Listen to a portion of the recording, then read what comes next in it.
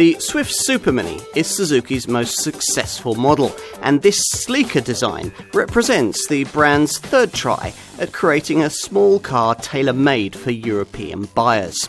Is it at last good enough to take on the biggest players in this segment? On the move, this Swift isn't quite as agile and involving as it was previously, but it can still be fun and rewarding in a way that few Supermini rivals can match. The ride's not bad either, although perhaps inevitably the unsophisticated suspension setup is sometimes caught out by broken surfaces, tarmac tears and potholes.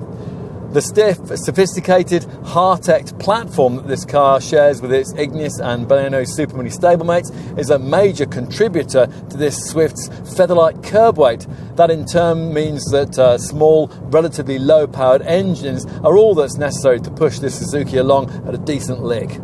There are two units on offer, both petrol-powered and neither especially refined. The range kicks off with a 4-cylinder, 1.2-litre Dualjet petrol engine developing 90 bhp. Far better, though, is the alternative 3-cylinder, 1-litre Boosterjet powerplant that most Swift customers are going to choose.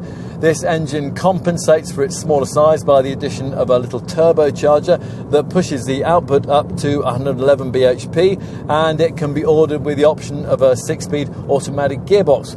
Whichever of the two engines you choose, you'll have the chance to upgrade yourself to a version of your chosen unit that is fitted with the brand's SHVS, or Smart Hybrid Vehicle by Suzuki technology. Now here, an integrated starter generator works with a tiny lithium-ion battery to harvest kinetic energy when you brake and convert it into electrical energy.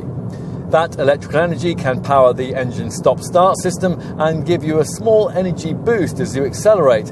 This setup's priority, though, is to promote efficiency, which is why a 1-litre Boosterjet SHVS Swift model can manage 65.7 mpg on the combined cycle and 97 grams per kilometre of CO2. If you want the SHVS setup with the feebler, normally aspirated 1.2-litre Dualjet engine, then you have to have it mated to Suzuki's on-demand ALLGRIP four-wheel drive system, and that's the one that we've been trying here.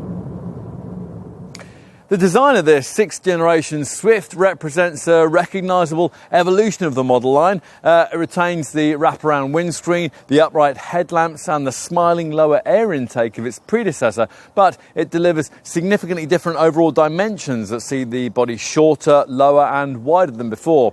At a glance you'd know this was a Swift, but you'd also appreciate that it's a very modern one.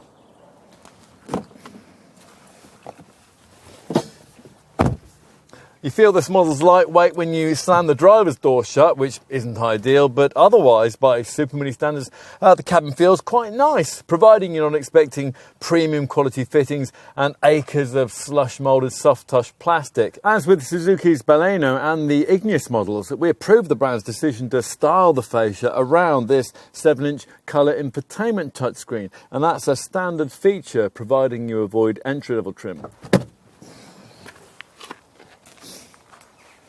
Time to take a seat in the rear, and that's accessible via this concealed upper door catch. This car remains one of the more compact models in the Supermini segment when it comes to rear seat space. Still, thanks to that lengthened wheelbase and some extra room that's been liberated from the engine compartment, there is now marginally more legroom on offer than there was before.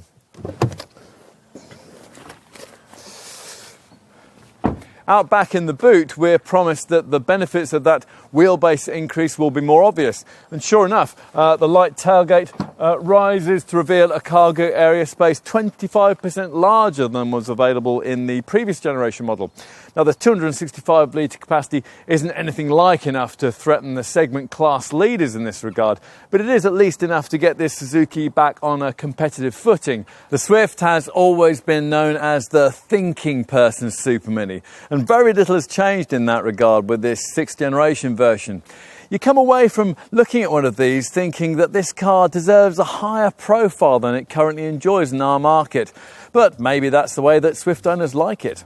Here's an affordable car that now doesn't feel quite so much like one, and a well-kept secret that doesn't deserve to remain that way.